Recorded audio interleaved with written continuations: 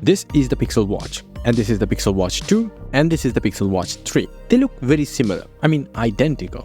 Now this is not bad because the pebble design is something that is very unique in the market.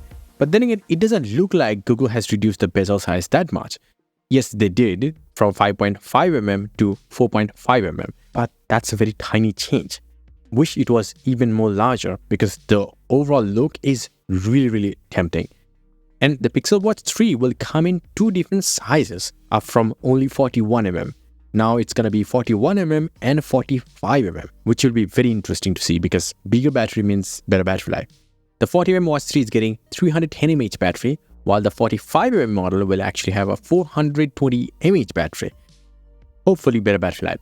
The smaller watch has a 32x32mm display, up from 30x30 on the Pixel Watch 2, and the bigger one has 36x36mm display size. Another good change that is coming is in the brightness department. It's now 2000 nits versus 1000 nits on the Pixel Watch 2.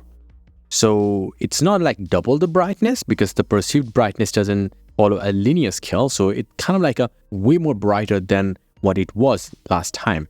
The Pixel Watch 3 will also have UWB support. So if you are using a Pixel Pro devices since the Pixel 6 Pro, then you will be able to track this device, like precisely find this device inside the Google's Find My Device system. Only if Google allows that in the market. But other than that, the Pixel Watch 3 will be offered in silver, black, and gold color options. The 45mm model will only have hazel, black, and silver. But the best part is that the Google will not use an Exynos chip inside, just like they did last time. It's still powered by a 4nm quad-core Qualcomm W5 processor with a custom co-processor this time.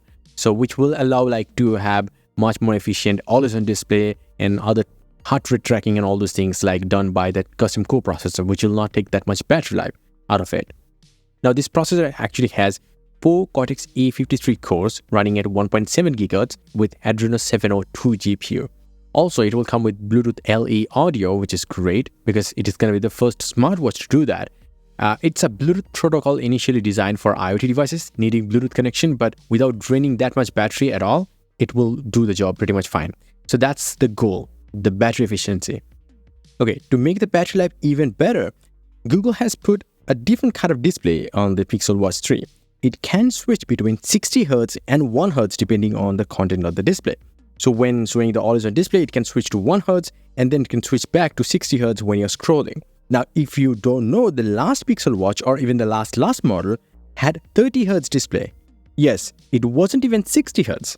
Also, the maximum brightness will be 2000 nits as I said, but the minimum brightness is gonna be 1 nit. That means it can go real low if it's needed. Again, just to save battery.